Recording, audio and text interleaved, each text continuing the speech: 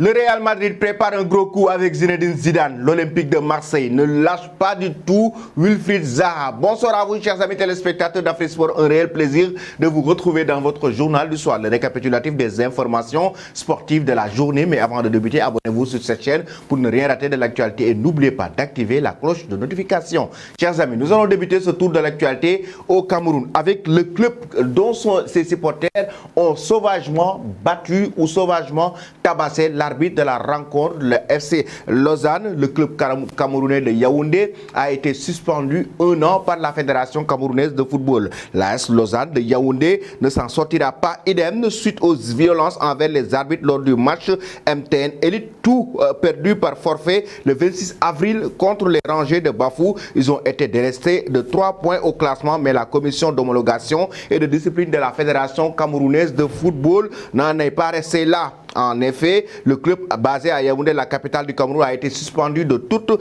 activité sportive organisée par la FECAFOOT durant 1 an. Mais ce n'est pas tout. Le club aussi est contraint de payer une amende de 10 millions de francs CFA. Ça veut dire que non seulement il y a une suspension d'1 an, mais aussi une amende de 10 millions de francs CFA. Les supporters, je rappelle, avaient tabassé les arbitres de la rencontre. Après cela, nous allons en France avec l'AS Monaco. Un incident entre Crépin Diatta et son entraîneur, le joueur sénégalais. Il y a eu l'altercation avant le match de ce week-end entre son entraîneur et Crépin Diatta à quelques heures de recevoir Montpellier pour la 33e journée de la Ligue 1.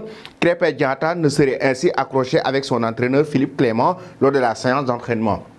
D'après l'équipe, le ton est monté entre les deux hommes suite aux réprimandes du technicien qui reprochait à l'ailier de ne pas avoir suivi ses consignes en termes de repli défensif, raison pour laquelle, selon l'équipe, cette dispute est toutefois restée seulement verbale et personne n'a eu besoin d'intervenir pour séparer les deux protagonistes entre Crépin Diatta et son entraîneur Philippe Clément. Chers amis, pensez-vous que le joueur sénégalais Crépin Diatta doit rester du côté du club monégasque l'AS Monaco? Après cela, nous allons parler de la CAN U17 qui démarre d'ailleurs ce samedi avec la rencontre d'ouverture entre l'Algérie et Somalie. Oui, le match d'ouverture de la CAN U des moins de 17 ans entre l'Algérie et Somalie aura lieu ce samedi 29 avril au stade Nelson Mandela de Baraki de 47 084 places. Il sera à 20h en Algérie, 21h en France et 22h en Somalie. C'est le match d'ouverture et dites-nous en commentaire l'équipe qui remportera la CAN U17.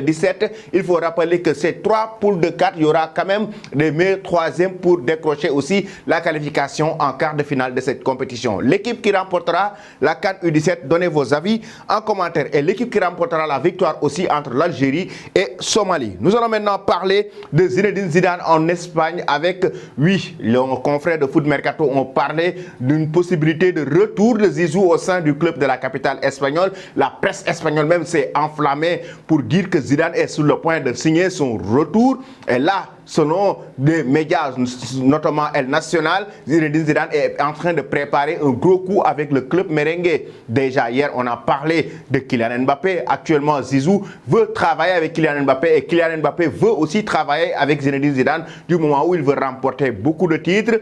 Mais en même temps, ce n'est pas tout. Zinedine Zidane, en même temps, a dans son viseur de maintenir Eden Hazard au sein du club merengue, mais de faire venir Mohamed Salah. Oui, El Nacional estime que Zizou est en train de préparer avec la direction Florentino Pérez et sa direction de préparer un gros coup avec Mohamed Salah, la star égyptienne du côté des restes de Liverpool, pour le faire venir en Espagne, notamment au Real Madrid, pour pouvoir lui donner la possibilité de jouer la Ligue des Champions du moment où actuellement Liverpool n'est pas sûr de jouer la Ligue des Champions la saison prochaine, du moment où aussi ils sont très en difficulté du côté de la Premier League et éliminés en Ligue des Champions par cette équipe du Real Madrid. Pensez-vous, chers amis, que Zidane doit recruter, si toutefois il revient au Real Madrid, Kylian Mbappé et Mohamed Salah? Donnez vos avis en commentaire. Nous allons terminer ce journal du soir avec l'Olympique de Marseille, Wilfried Zaha. Le joueur ivoirien qui a d'ailleurs marqué ce week-end avec Crystal Palace. Wilfried Zaha, aujourd'hui dans le viseur du club français qui ne le lâche pas du tout. Et selon les médias français, actuellement, Marseille est en train de préparer une offre pour recruter l'attaquant ivoirien. Lui aussi, de son côté, il est courtisé par son propre club du moment où Crystal Palace ne veut pas le laisser partir. Ils lui ont proposé un salaire d'ailleurs de 10 millions de livres sterling pour le maintenir. Et là, Pour le moment, l'attaquant ivoirien n'a pas encore pris de décision, mais la condition qu'il pose à l'Olympique de Marseille, c'est une qualification en Ligue des Champions pour pouvoir signer l'été prochain au sein du club français. Pensez-vous que Wilfried Zaha doit-il rester en Premier League ou rejoindre l'OM? Donnez vos avis en commentaire. Toi qui me suis et qui ne t'es pas encore abonné, c'est le moment de le faire et n'oublie pas d'activer la cloche de notification. Merci et très bonne soirée.